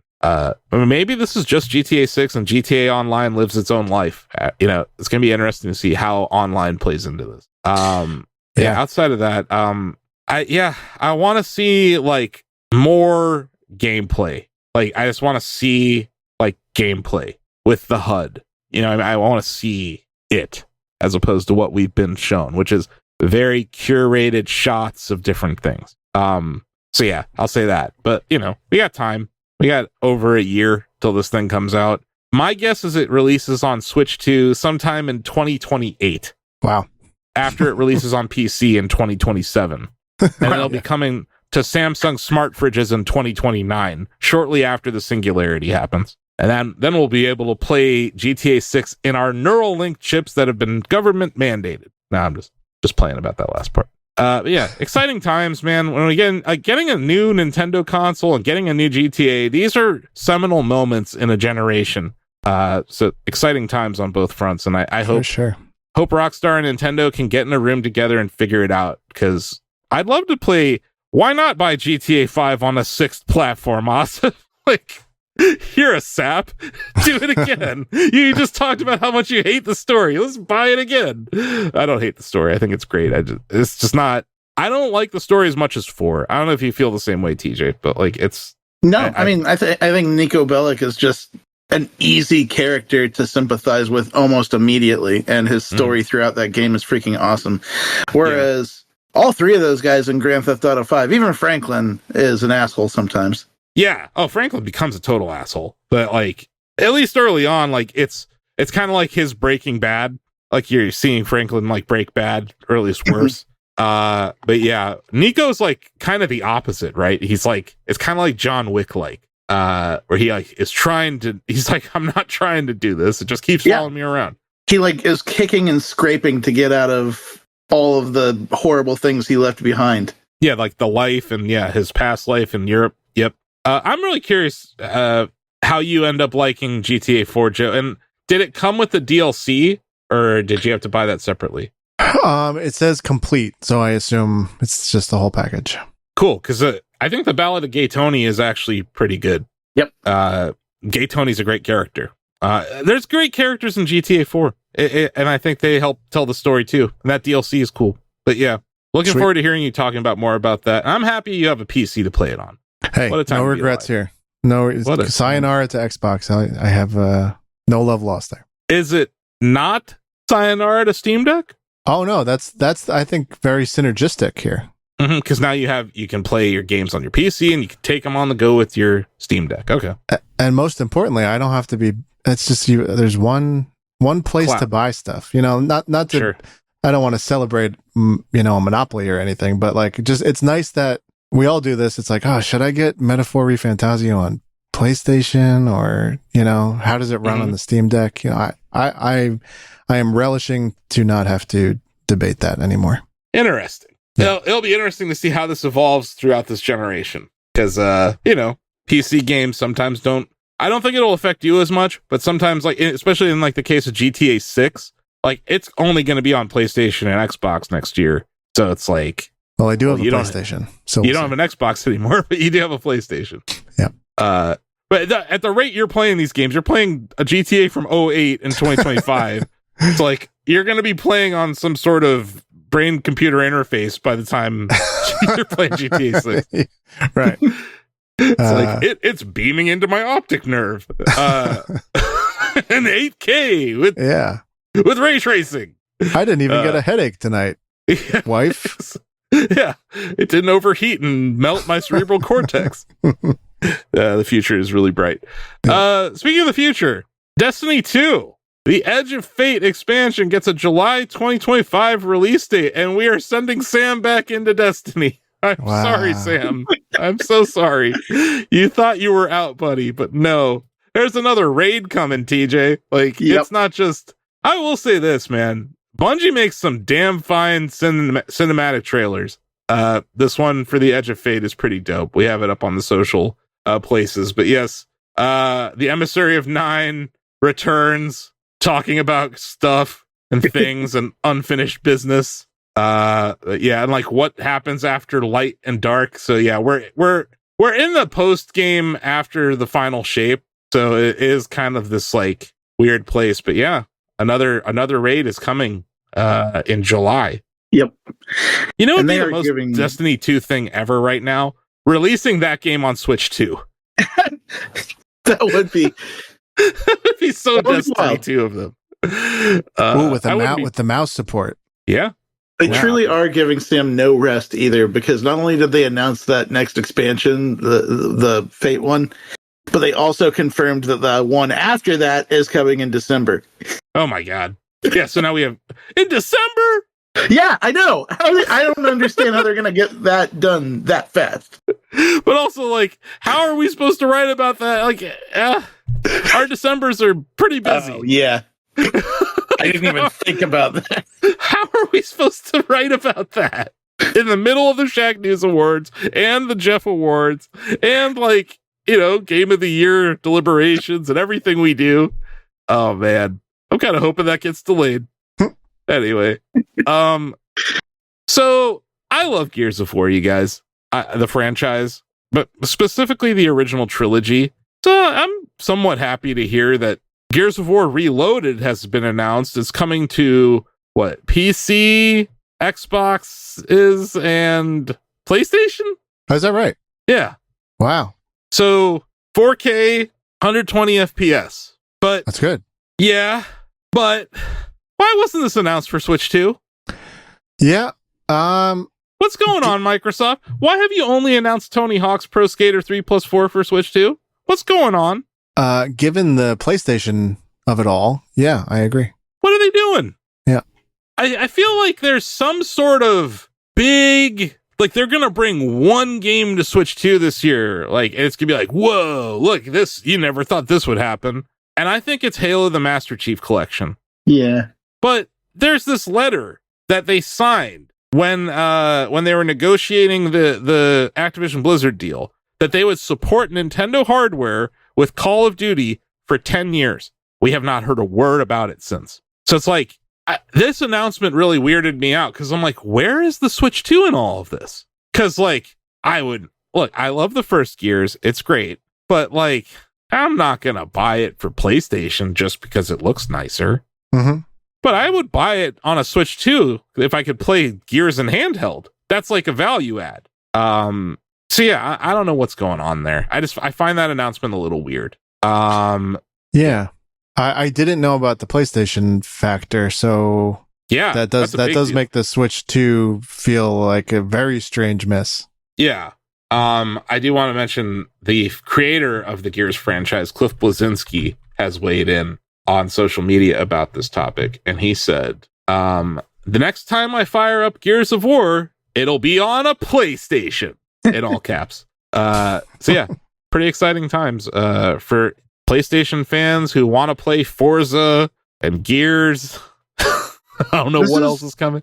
This is also like the second major remaster of the first Gears of War game, right? Yeah. Which, once again, like, can we get a trilogy remaster? Leaving 2 and 3 off the table and something like this, like, man, that bothers me. Because Gears is fine. Gears 2 is fine. But Gears 3, that's my shit. Oh, really? I thought 2 was like the super well-liked one. Gears 2 is pretty dope, and I feel like it's valuable as a bridge to Gears 3. Yes. But because some extremely intense things happen in Gears of War 2 that set up Gears of War 3 to be the masterpiece that it is. Wow. Okay, if we're talking about story, yes. I'm not. I'm talking about Horde mode. And Oh, yeah. Gears of War 3 Horde mode is so fucking good. It is like, like we're talking about like one game you could play for the rest of your life. It's definitely up there for me. And I played it so damn much that I unlocked the infinite ammo mutator. And I think I've mentioned this on this show or another show in the past, but like, you don't have to worry about ammo. You just turn on the infinite ammo mutator and you just have fun playing Gears of War Horde mode. I also really like the multiplayer levels in Gears 3. I like the introduction of the sawed-off shotgun in Gears 3. So there's like some things in Gears 3 that I prefer over 2, but yeah, they build on each other. From a story perspective, they absolutely build on each other, and 2 is gut-wrenching. But then that the scene with Maria, right? But like that scene with Dom in 3 though, TJ, it's like heartbreaking. Yep. And the way Marcus rarely shows emotion in that game, And that, like, I still go back at least once a year and I will watch that scene on YouTube. But yeah, I also just go back once a year and play Horde mode. But yeah, like, give us the other two. I guess is my point. Yeah. Because, like, as much as I'm rolling my eyes at all these, like, cool features and stuff, like, I would definitely get Gears 3 for my PS5 if I could play Horde mode again. But then again, I don't have my mutator. Yeah. So, you know, that's a little give and take there. While we're on the topic of PlayStation, they announced teamLFG, which is formed from devs at Bungie. And this does not stand for Let's Fucking Go, TJ? It does not. It stands for Looking for Group. I hate this. I do too. Send it back. As soon as I read teamLFG, I was like, wow, bold. And then I read what the acronym stands for, and I was like, disappointing. Industry veterans that have shipped titles like Destiny, Halo, League, Fortnite, Roblox, and Rec Room, but also new industry newcomers. Interesting. That's a lot of different core competencies there. They said their first game is a team-based action game that will draw inspiration from fighting games, platformers, MOBAs, life sims, and frog-type games. Okay. That's a lot. That's a lot of games. That's a lot of different games. Why did they call out frog-type games specifically? Like, what on earth are they talking about here? Am I out of touch? What is a frog-type game? Well, there was Frog Gun last year. I don't know. It was like a soup type game. Remember like 2 years ago, the cozy game, boom. It was all like 50 different soup type games. I don't know. Players will inhabit a lighthearted comedic world set in a brand new mythic science fantasy universe. We can't wait to reveal more. I can't either, because that's the hodgepodge of video game word salad there. Like, how can you be a fighting game, platformer, MOBA, life sim, and a frog type game all at the same time? And you're in a mythic science fantasy? Like, what? Mythic science fantasy. Okay. Yeah. This sounds like you threw a bunch of ideas into Bubbletron and just hit the calculate button. But anyway, good luck to teamLFG. On one hand, the idea of doing like character combos in a MOBA sounds not bad. Sure. On the other hand, having to manage their life choices and meters around that sounds not as fun. Yeah, like, have you gone to the bathroom today before this battle? Right. Are you a frog? I don't know. Stay tuned, I guess. But, you know, I'm happy that... Here's what I'm happy about.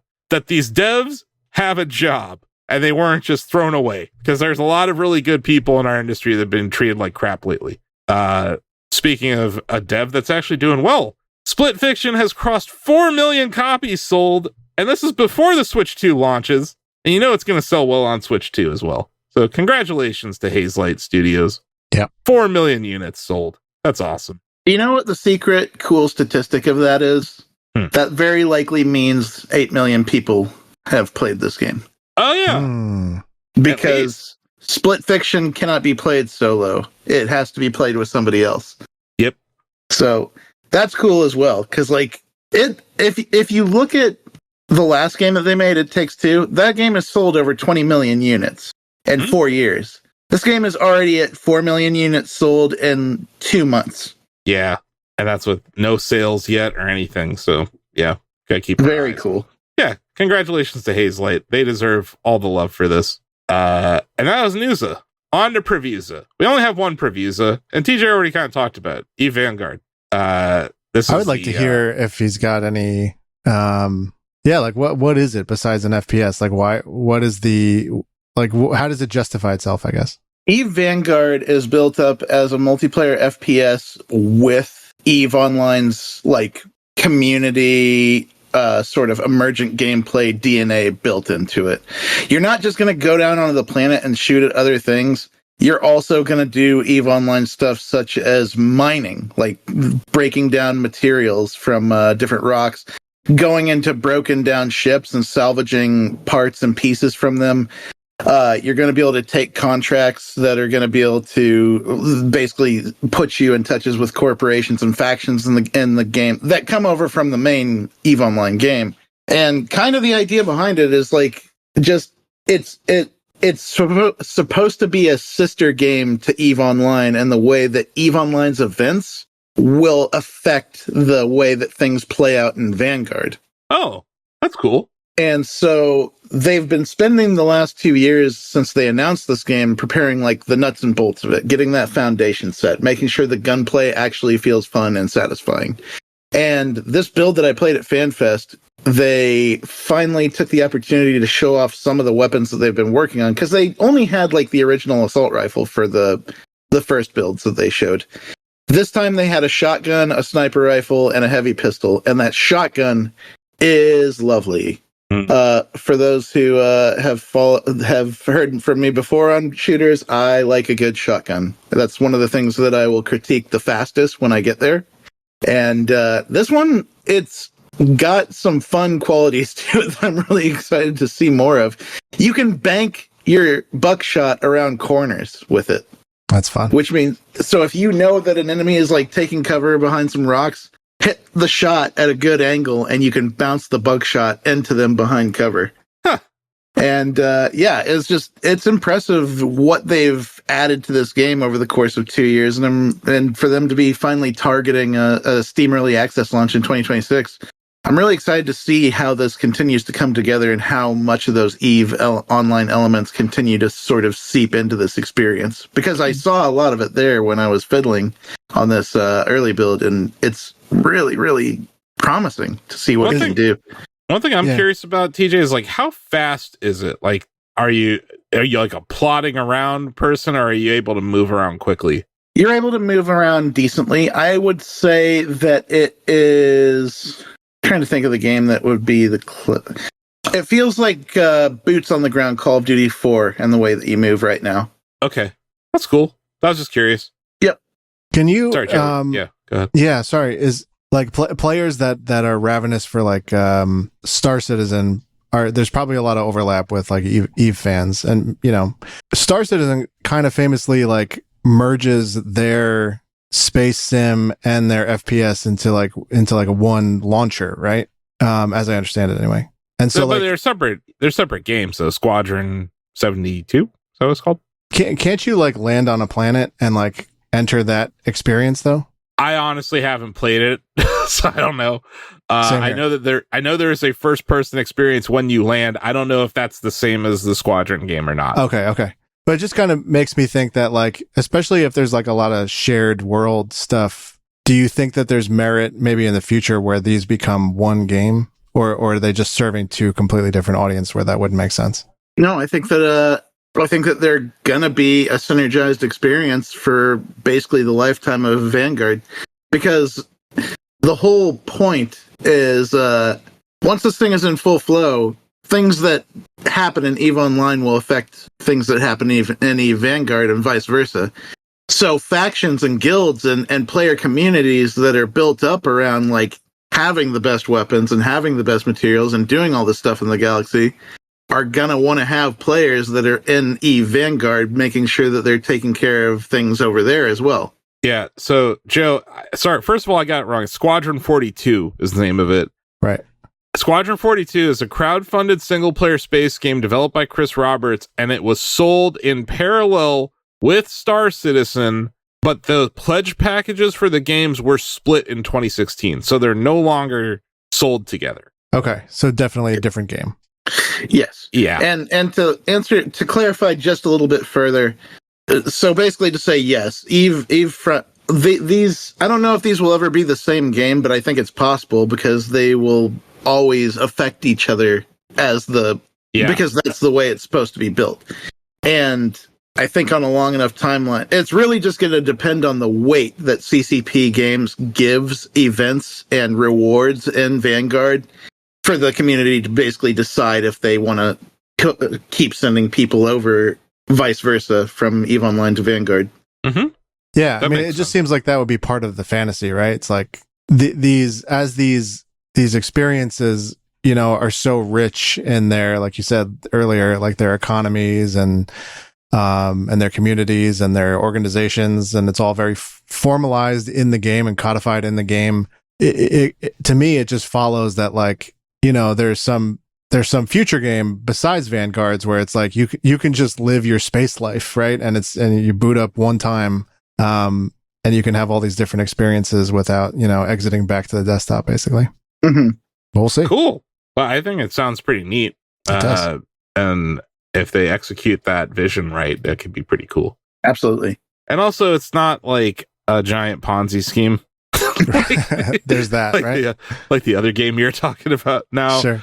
If there are any people who are, don't reply with how much you've bought your freaking Star Citizen spaceship for. I don't care. I will say this: that's always been a power of EVE Online, is that the developers actually have a hand-voted, hand-selected group of players that form a consortium that basically give them the feedback from their various parts of the EVE Online universe on what works, what doesn't, and how they can improve things. And they work with them closely on that feedback. And I thought that's always been kind of a cool factor of EVE Online, is that there's literally a player council advising them on what's good and what's not. Yeah, that's how you cultivate your community right there. Awesome. On to Reviewza, which is a reviews palooza from Shacknewza, also trademarked.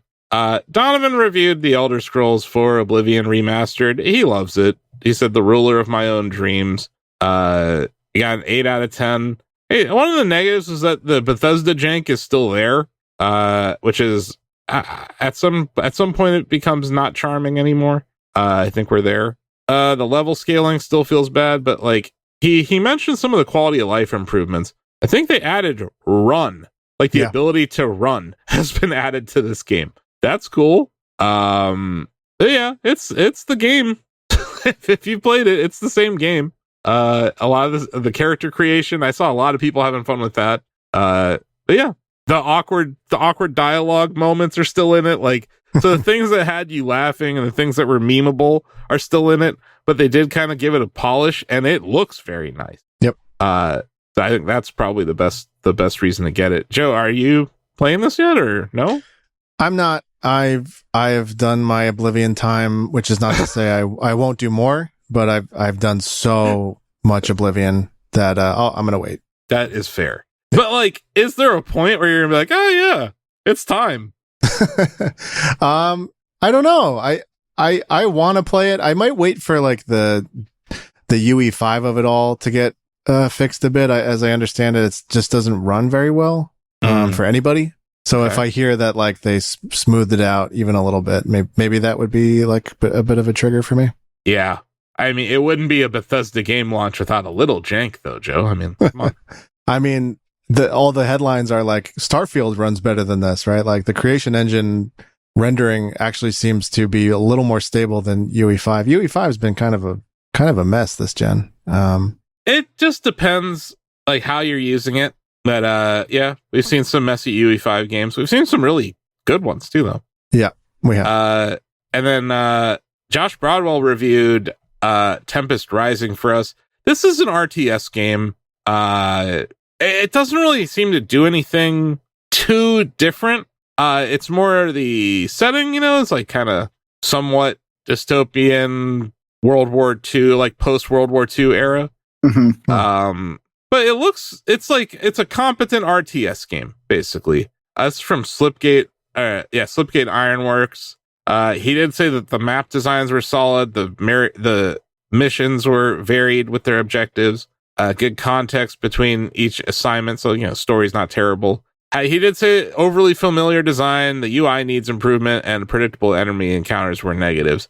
It just doesn't look like it does a whole lot different. Yeah. So it's hard to stick out in this world when that's the case, but it is good. It looks good. It runs well. And if you're looking for an RTS, it's capable. 7 out of 10. So not a bad game at all, but not our highest recommendation either. A slow week for reviews, but don't worry. Next week is huge. Yeah. Just a little teaser for the folks at home. Next week, big game. On to Industruza, which is an industry news palooza that's also trademarked and brought to you by Shacknewza. GameStop Canada has been liberated and will return to its natural state of EB Games Canada. A investor, Stephan Tetrault, Tetrault has acquired it. Tetrault. Okay. Yeah, I have a friend with the same exact last name, actually. Oh, it's French, right? Yep. My Madame Roberts is shaking her head at me right now. She was my French teacher back in high school. This isn't a business move. It's a chance to reignite the connection between fans and the brand they grew up with, blending nostalgia with innovation to create something truly special, is what the investor said. GameStop CEO Ryan Cohen had claimed email M&A at GameStop.com if you're interested in buying GameStop Canada or Micromania France. High taxes, liberalism, socialism, progressivism, wokeness, and DEI included at no additional cost if you buy today. So apparently, someone wanted to buy all that. What a doofus. Ryan Cohen is such a scrub. He's so awful. He is a miniature version of Elon Musk in every way possible. He wishes. Yeah, that's what I mean. Like he wishes he was that.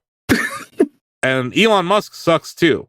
Yes. But anytime we can just mention Ryan Cohen being a piece of shit on this show, we will. Because yes, I am bitter. He fucked me during a short squeeze twice.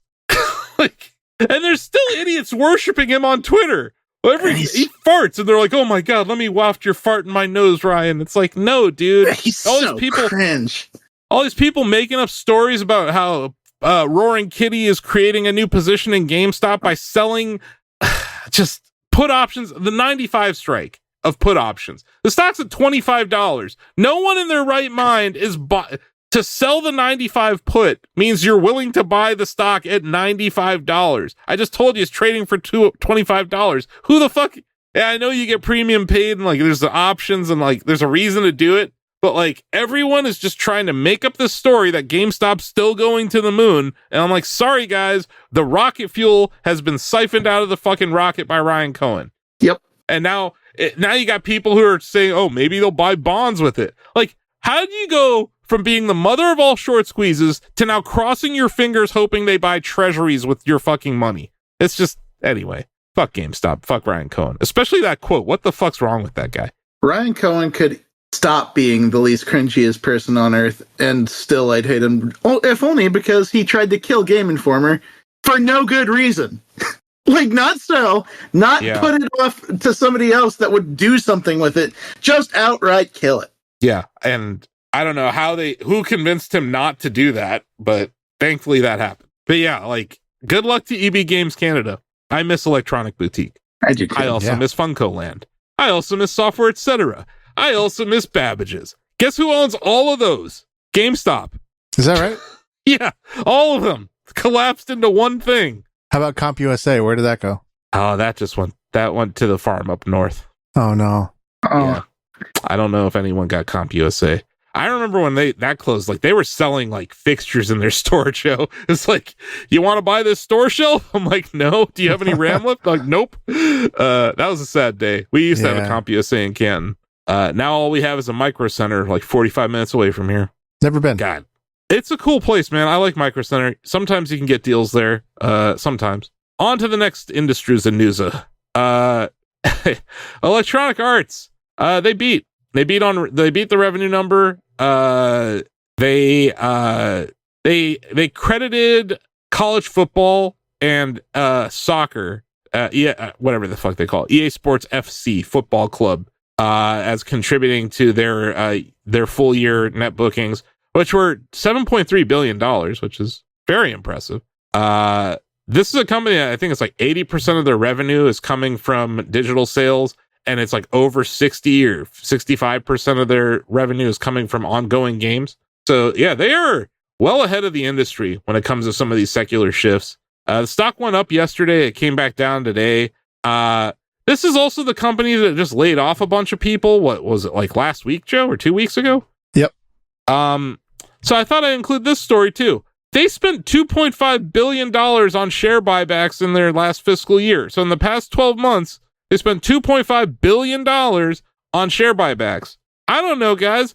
Would you have spent less of that and kept the Titanfall 3 devs working on Titanfall 3? I would have. Me too. Anyway. I heard Titanfall 3 was going to be an extraction shooter, and I lost all interest in that exact moment.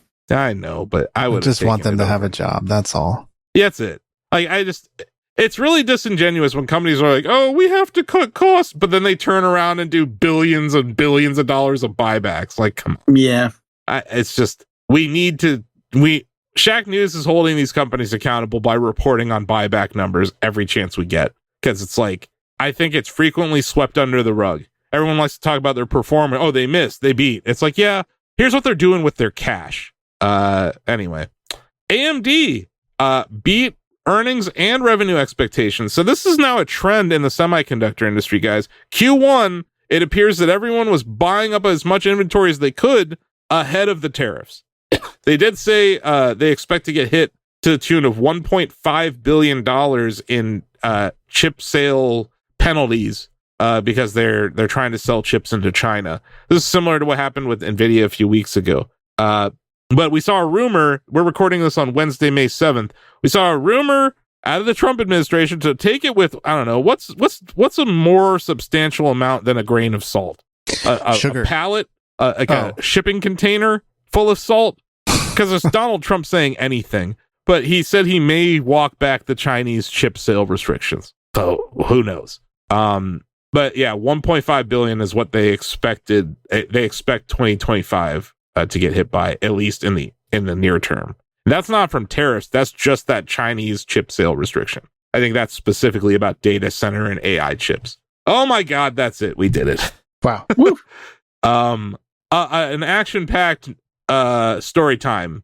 You know, with trailers from GTA. Kind of light on Switch news this week, which is a little weird. But we do have Nintendo reporting tonight. God help us. So next week, you will hear all of the thoughts I have about Nintendo sandbagging their guidance for the 8 billionth time. They're going to be like, we're going to sell 2 Switches this year. You know, like they set the bar very low for themselves. So it's going to be interesting to see what they do on that front. But yeah, on to community notes. We have a few comments, questions from the Shack News community, which you can join and literally take over. Like, please come take over the chatty at shacknews.com/chatty or by emailing us at, I don't know, tj.denzer@shacknews.com. No one emails us. We're lucky if people comment on the chatty. We also get comments on YouTube, which takes me to the Hasmamu corner. Hasmamu says, Joe makes great names and games. Is it weird that I want him to name my future game avatars? Yeah, so this is me offering Asif, give your brother my phone number, and when he is, about to do a character creator, I am happy to take that call. Wow, I think we might have found a new job for you in this new economy, Joe. I'm not going to charge him. No, I'm saying, like, if this takes off, like, he'll be like your first client, but like it might be okay. This might be like a huge business down the road. So I need to make a case study after my first my first experience here. Okay. Or you could just use all this to train an AI agent to do your job for you. I would rather die. Anyway, that's gonna do it for today's show. Subscribe on your podcast app of choice. Joe, have fun at PAX. Thank you. Have you been to PAX East before? I have never been to PAX East. I haven't been to Boston in 10 years, so I'm looking forward to it. Wow. Yeah. Have some clam chowder if you like that stuff, or I don't know. We'll find out. There's this diner around there that's like awesome. I can't remember the name of it, but they are open late, which was key for us. And it wasn't like a regular diner. It was like a bar diner place. But that place, there's a lot of good food in Boston. Obviously basketball going on too. Yeah, it's we got basketball going on right now, and the score is close, and it's late in the game. Nice. Yeah. So yeah, that'll do it. Is this going to go live tomorrow or Friday, Joe? Do you know? It seems like there's nothing sensitive, so it's up to you. What do you think? What do you think, TJ? Should we just go live tomorrow? Yeah. Why not? This will go live tomorrow, which is Thursday, and that means I'll be able to embed it in the evening reading. Sweet. Hooray. So that does it. Thanks everybody for listening. If you liked us, if you made it this far, you like us, go to your podcast polling station and vote for Shack Together. We are the fastest growing video game podcast because other parent companies just keep destroying their awesome brands. So shout out to Fandom for destroying one of the greatest institutions in gaming, I guess. Fuck. But yeah, we'll be here next week to talk to you about video games. This is where we wave at the camera. We say, bye, I'll never forget you. Thanks for joining, TJ. Bye-bye. Bye.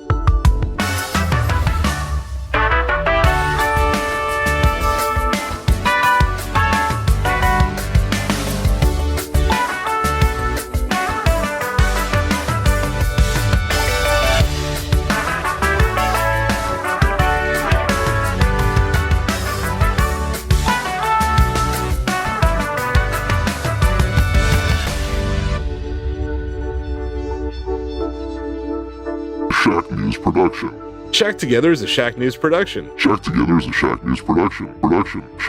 Shack News is a multimedia company consisting of a variety of entertainment properties, including shacknews.com, video game and cutting-edge technology coverage with evergreen video, guide, and long-read content, providing readers and viewers with the latest reviews, previews, interviews, and news. Shack News content is readable and viewable at shacknews.com, Facebook, YouTube at Shack News Interviews, and Shack News VODs, Twitter, TikTok, Instagram at Shack News Media, Twitch, and more. But that's not all. You can play Bubbletron, our first video game. Combine 3 ideas, hit the market, and get your money hat. Bubbletron is a daily game in the style of Wordle, where players can launch a company and see its valuation instantly. Hit that high score and brag to your friends. Visit bubbletron.com to play. There is no download required, no signups required. But if you are into app downloads, we have the cutest one on the planet. It's called Shack Pets, the ultimate battle for cuteness. Swipe your pets to victory on iOS and Android in this Tinder-like app for pets. Shack News is proud to present a variety of micro products, all available for free at shacknews.com. Cortex is a publishing platform available to all of our users. Shouts is a Twitter replacement in a time where Twitter really needs replacing. And Reader, an RSS reader that won't get shut down by Google anytime soon. You can import YouTube, subreddits, all sorts of cool stuff, even podcast feeds. And lastly, all of our products are completely free to use and play, so if you're a fan of what we're doing and want to support the Shack News ecosystem, head over to shacknews.com/Mercury. Mercury offers subscribers access to exclusive Shack News swag like hoodies and VIP access to our long reads in downloadable format. It's a great way to support us. There's different tiers, and you get a lightning bolt next to your name.